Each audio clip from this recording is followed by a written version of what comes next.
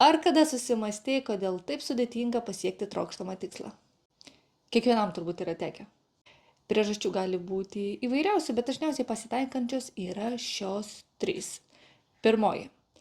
Tikslas yra pernelyg abstraktus arba nuasmenintas. Tai reiškia, nepakankamai apibrėžiam, išsigryninam, tai kogi mes iš tikrųjų norim pasiekti.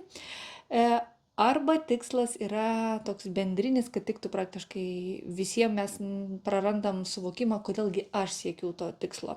Tikslą galima įsivaizduoti kaip rezultatai, kurių aš noriu ir siekiu. Antroji priežastis, dėl kurios mums nepavyksta siekti savo užsibrėžtų tikslų, yra ne dėl to, kad tikslas yra prastas, o dėl to, kad neturime sistemos, kaip jį siekiame tų tikslų. Mes naudojame pavienę kažkokią taktiką, būdą, metodą, pabandom porą kartų, nesigauna ir užsilenkia visas tas mūsų projektas. Bet jeigu mes susikuriam sistema susideda iš įpročių, taip skamba banaliai, neįdomiai, neseksualiai, kaip čia taip įpročiai, bet taip yra, nes įpročiai yra sąmoningi ir pasąmoniniai. Tai kai mūsų sistema susideda iš netinkamų įpročių, nenuostabu, kad pasiekti kažkokį tai rezultatą yra sudėtinga, tai dažniausiai neturi nieko bendro su drąsa, ryžtu ir valia. Trečioji priežastis, taip pat, kuri kiša koją siekiant tikslų, yra atlygis. Bet kokio rezultato siekiant, pats rezultatas neturėtų būti atlygių.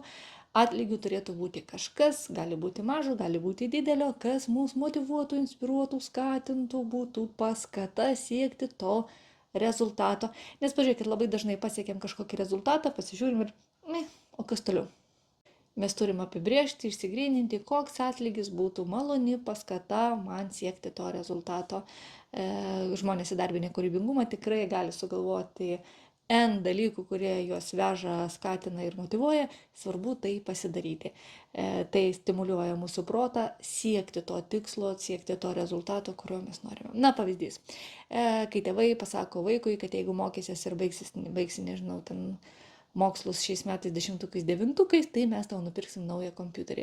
Iš principo 10-ukais, 9-ukais galbūt mokytis, tarkim, turėtų norėti kiekvienas, bet tai savaime nėra paskata. Va, štai kompiuteris naujas, galingas, arba ten tokia, koks atitiktų ten to vaiko poreikius, va čia jau yra paskata. Tai jūs pagaunat mintį.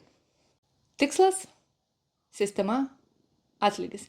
Jei šie 3 dalykai yra vietoje, tai siekti savo tikslą tikrai bus lengviau. Jei manai, kad šį video verta būtų peržiūrėti kažkam, ką tu pažįsti, drąsiai pasidalink video, aš būsiu dėkinga.